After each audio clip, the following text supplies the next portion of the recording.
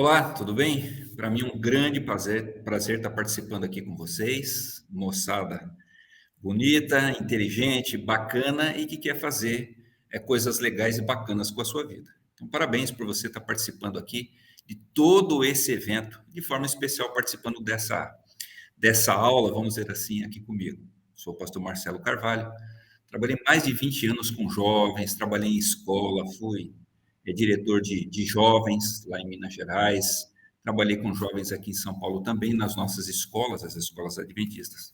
Por isso me convidaram para dividir com vocês um tema muito importante. O tema, como você já viu aí do nosso momento aqui, dos nossos minutos, é como ser feliz mesmo sendo solteiro. Será que isso é possível? Tem gente que diz o seguinte, olha, eu acho que a última pessoa que eu acho que deveria falar esse assunto, ou que eu esperaria que falasse comigo, é um pastor. Porque se tem alguém que fala de casamento o tempo todo, é pastor. E é verdade. Aonde eu vou, encontro jovens, eu já pergunto, e aí? Está namorando? Vai casar? Porque nós acreditamos naquilo que a Bíblia diz. Deus fala lá em Gênesis, não é bom que o homem esteja só. Homem no sentido genérico, né? Tanto o homem quanto a mulher. Como assim um pastor falar, ué, mas você pode ser feliz solteiro?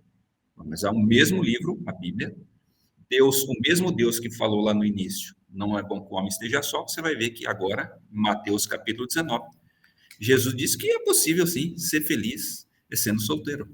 Eu posso ler para você? Mateus 19, eu vou ler todo o contexto, o mais importante é o último verso, o verso 12. Mas eu vou ler todo o contexto para você entender por que Jesus fala isso. Mateus 19, verso 1 até o verso 12. Fala assim: E aconteceu que, concluindo Jesus essas palavras, deixou a Galileia e foi para o território da Judéia, além do Jordão. Seguiram-no muitas multidões e curou-as ali. Vieram a ele alguns fariseus e o experimentavam, perguntando: É lícito ao marido repudiar sua mulher por qualquer motivo? Então respondeu ele: Não tendes lido que o Criador desde o princípio os fez homem e mulher? E que diz: Por essa causa deixará o homem, o pai, a mãe, e se unirá à sua mulher, tornando-se os dois uma só carne? De modo que já não são mais dois, porém uma só carne. Porém, portanto, o que Deus ajuntou, não o separe o homem. Replicaram-lhe: Por que mandou então Moisés dar carta de divórcio e repudiar? Respondeu-lhe Jesus: Por causa da dureza do vosso coração, é que Moisés vos permitiu repudiar vossa mulher. Portanto, não foi assim desde o princípio. Eu, porém, vos digo: quem repudiar sua mulher, não sendo por causa de relações sexuais ilícitas, e casar com outro, comete adultério. Porque casar com a repudiada, comete adultério também. Disseram-lhe, pois, os discípulos: Se essa é a condição do homem relativa à sua mulher, não convém casar. Então entramos no assunto dos solteiros, né?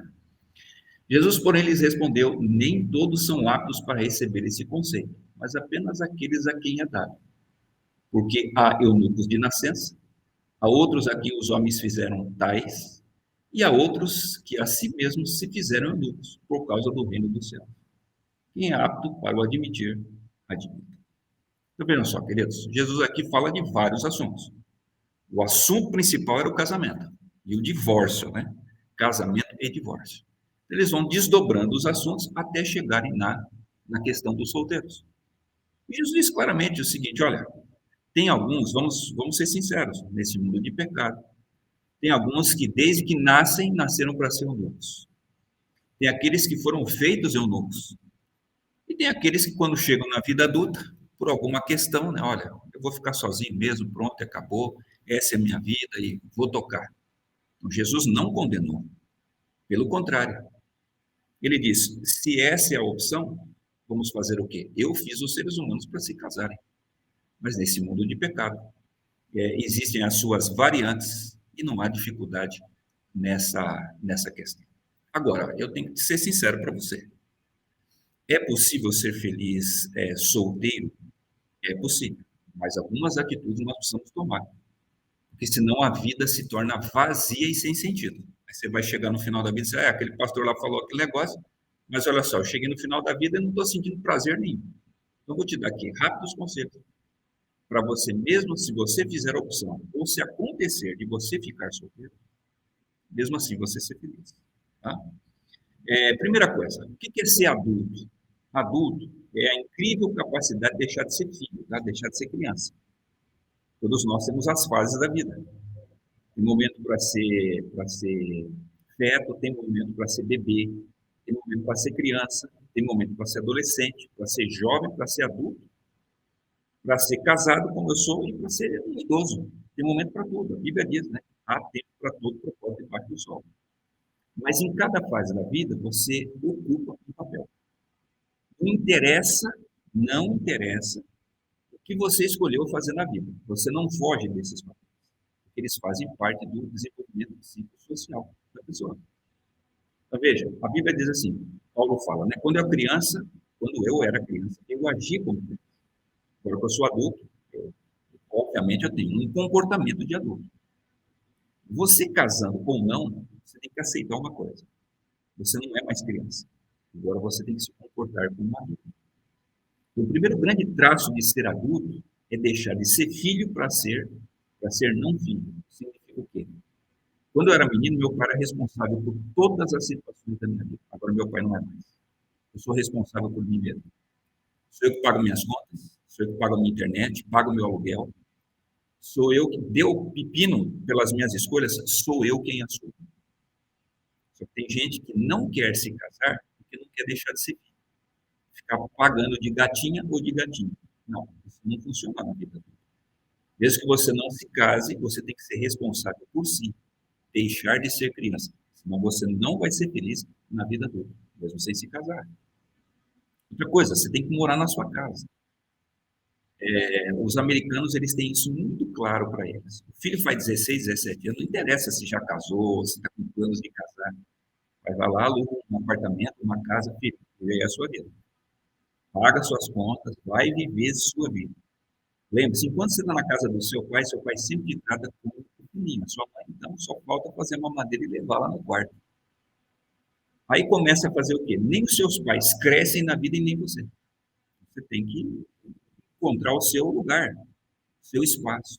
Você tem que ter o seu trabalho. Tem que ter o seu rumo, sua carreira. Isso é viver a vida adulta. A primeira coisa, deixe de ser filho e vai ser adulto, mesmo sem ser casado. Okay? Segunda coisa, o que é ser um adulto? É ter responsabilidade por alguém que não é você. Antes alguém cuidava de você, agora você vai cuidar de alguém. Pastor, eu justamente não me casei porque, sabe, não quero ter uma pessoa pela qual sou responsável, não quero ter filho. Vê, vida adulta, mesmo que você não tenha filho, você é obrigado. Adulto, o que significa um adulto? Um adulto vai ser responsável por alguém. E é isso que traz sentido e realização na vida. Tá? Deixar de ser cuidado para cuidar. Você pode sempre cuidar de um animal. Não é pecado nenhum você cuidar de um cachorro, você ter um gato de estimação, mas você também tem que ter pessoas. Talvez você vai ajudar a cuidar de um sobrinho, que ele não tem pai, ou por viuvez, a sua cunhada, ou da sua irmã, ou porque simplesmente o pai abandonou, não quer saber, poxa, por que eu não vou ser a referência de homem para essa criança? Eu não posso ser a referência de pai. Mesmo que eu não tenha responsabilidade social, mesmo que a sociedade não cobre isso de mim, mas eu vou ser referência para ele. Isso vai fazer bem para a criança, mas também vai fazer muito bem para mim. Tá? Tem que ter isso. Todos nós na vida adulta precisamos nos responsabilizar por alguém.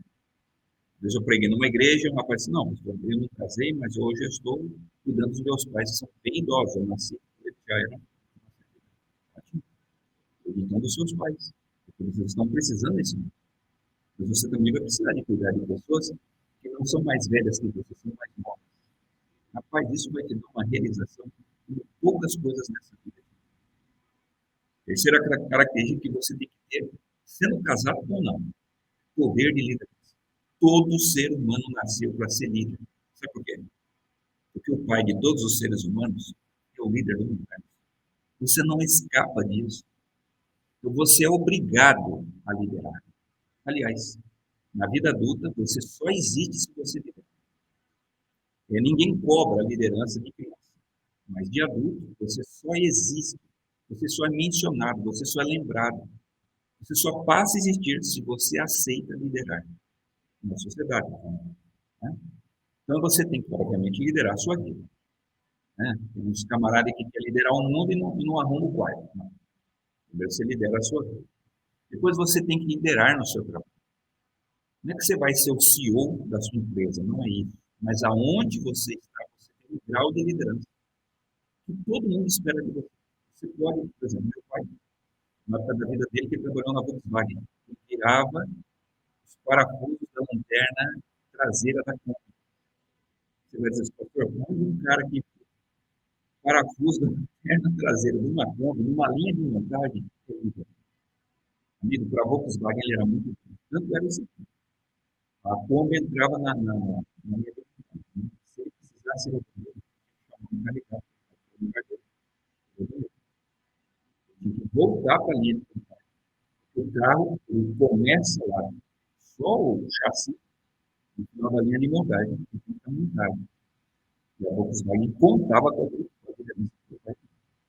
Você entendeu? Então, não tem como você escapar. No seu local de trabalho, você tem que liderar dentro do espaço que tiver. Aliás, você só recebe salário das pessoas que você mesmo que você seja autônomo. Aí você tem que ter o maior poder de liderança dele, o seu trabalho e as pessoas que estão dentro. Outra coisa, você tem que liderar na sociedade. Se você vai liderar um emprego, vai ser lá um marca, você vai ser um ancião, você vai ser, sei lá o que você vai ser. Lá na igreja, você vai liderar, cuidar de uma classe, escola sabatina. Eu não sou religioso, eu não sou igreja. Você vai liderar no seu bairro, você vai no bairro, você vai liderar uma equipe que faz exercício todo dia pela manhã. Você precisa disso. Faz parte da vida comum. Você sendo casado com um filho. É claro que nós somos casados, é assim, nós somos empurrados aí. Tem gente que é solteiro e pensa, não, estou fora disso aí. Não vamos, você vai ter vida. Quarta coisa, você vai ter que servir alguém. Dessa você não escapa. Né? O que é servir alguém? A grande pergunta da vida é a quem você vai adorar, a quem você vai servir. Eu adoro o Silva. Tem gente que serve um time de futebol. No Brasil inteiro atrás daquele time. Eu sou jogador. E adora aquele time. Tem gente que ama, é apaixonado e o seu Deus é um partido político. Então, o camarada vai nas convenções, ele faz passeata, ou então ele faz motociata, o que for. Para ele, o Deus dele é aquele partido. Ok, foi a escolha que ele fez. Existem aqueles que, não, eu não vou lá no partido, mas eles têm uma ideologia e eles militam. Vão na internet, brigam com os outros, faz isso, faz aquilo, aquela coisa toda, que você já sabe, né? Hoje em dia. Para mim, como religioso, a melhor pessoa que eu posso adorar, primeiro, né? Eu acho que só dá para a gente adorar uma pessoa. Assim, eu não curtiria jamais adorar pau e pedra, nem coisas que não tenham sentido com pessoas. Eu prefiro liderar pessoa porque isso me humaniza, mas cada um faz a sua escolha. Agora, para mim, a melhor pessoa para ser adorada só pode ser uma pessoa, Deus. Só Ele merece essa adoração. Por quê? Porque foi Ele que criou o universo, foi Ele que criou o céu e a terra, foi Ele que me criou, foi Ele que me deu a vida, é Ele que mantém meu coração pulsando, é Ele que mantém a vida, todas essas coisas que eu estou falando aqui, esses dons, talentos, capacidades, foi Ele quem deu. Eu acho que só Ele merece essa adoração, esse respeito, essa consideração da minha parte. Então eu preciso adorar alguma coisa. E para mim, o melhor ser para ser adorado, seguramente é Deus. Não importa a religião que você tenha, tá? Talvez eu estou falando aqui para um adventista que adora o mesmo Deus que eu. Louvado seja o nome do Senhor. Mas se você é católico, metodista, ou então você é budista, você, sei lá, que credo você tenha, por favor, não deixe de adorar. Isso é muito importante. Isso também faz parte da existência, porque só a divindade responde às grandes questões da vida. Aquelas questões que a física, que a química, que a biologia, que a ideologia, que as ideologias, né, que estão por aí, nunca vão responder. Só a divindade pode fazer isso por você. Então, você tem que servir alguém. Quem será esse Deus? Eu espero que você frequente uma igreja, né? Ou você vai lá toda semana, né? Uma vez por semana. Os católicos têm até o bendito hábito, bom hábito de assistir a missa todo dia. Parabéns. Se essa é a sua religião, vá. Não deixe de ter isso na sua vida, tá? Envolva-se com a sua religião. Isso vai te fazer muito bem. Isso vai também desenvolver a sua vida adulta. E finalmente, querido, não menos importante, todo adulto tem que ter um planejamento de vida. É curioso, né? Quando um camarada é muito pobre e ele se casa, acontece um milagre. E eu já vi isso dezenas de vezes acontecer na minha família, com amigos, com alunos, ex-alunos meus. Os camaradas falam assim, pastor, quando eu era solteiro, eu ganhava 20 mil reais. Os 20 mil reais não dava para mim, ainda tinha que pegar dinheiro com a minha mãe. Casei, pastor, hoje eu ganho 2 mil, dá para eu sustentar. Eu, minha esposa e já tenho filho. Que milagre que eu faço? Não, não, isso não é milagre. Isso é planejamento de vida. Isso é objetivo, né? E você pode ver que no Brasil, a maioria dos homens e das mulheres que lideram o seu lar, que são casados, ganham pouco, mas conseguem criar os filhos, educar os filhos, ainda os filhos fazer faculdade, ainda ter grandes realizações, e muitas vezes são mais realizados do que os solteiros que ganham muito. Então, querido, se você escolher ser um solteiro, lembre-se, você vai ter que ter muita resiliência e assim muita força de vontade para você se planejar, para não ser mais um solteiro que nada, nada, nada e realmente é pior que peixe, né? É nada. Chega lá aos 40 anos, olha para trás, mas o que que eu fiz da minha vida, né? Ganhei tanto dinheiro e onde que esse dinheiro foi? Por quê? Porque quando você está sozinho é muito fácil você não planejar nada. Em geral, o solteiro vive só para o agora, não é nem para o hoje. Então, aconselho você, mesmo você escolhendo ser solteiro, você tem que fazer planos para hoje, planos a médio prazo e planos a longo prazo. O que que eu vou fazer na minha vida? Bom, quando eu tiver 25 anos, eu quero isso. Quero ter chegado aqui. Quando eu tiver 40 anos, quero chegar aqui. Quando eu tiver 60 anos, se eu estiver vivo, Deus me der saúde até lá e der tudo certo, eu quero ter chegado aqui, mesmo sozinho. Aí sim, você vai conseguir medir prazeres, realizações. Poxa, olha, eu queria tal coisa, não consegui, então deixa eu apressar o passo aqui para eu atingir esse objetivo. Agora, se você não planeja, fica muito difícil até para você mensurar a alegria e a felicidade, as realizações da vida, tá? Então, por favor, você precisa sentar e planejar. Nós que somos casados, fica mais fácil, entre aspas, né? Porque tem camarada aí que passa a vida toda sem planejamento nenhum, mesmo sendo casado.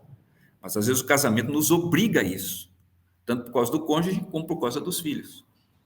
Então aí a gente é obrigado a sentar, não. Quando que nós vamos comprar nossa casa? Quando que nós vamos fazer uma viagem legal? Os nossos filhos vão estudar onde? Né? Todo esse planejamento que casado tem que fazer. Talvez você não tenha essas questões, né, pontuais de casado. Você tem que pensar o que você quer para a sua existência até os últimos dias da sua vida. E, por favor, não deixe de planejar a eternidade, tá? Você casado ou não, você precisa ir para o céu. Mesmo que você vá sozinho, não tem problema você chegar lá, você sem esposa, sem filhos. Não é pecado. Mas você precisa ir para o céu. Então, que planejamento eu estou fazendo para chegar lá? Tudo isso tem que estar na sua conta, tá? Finalmente, eu queria dizer para você o seguinte: a Bíblia tem vários solteirões. Eu vou mencionar pelo menos aqui 3 para vocês. Daniel foi um solteirão.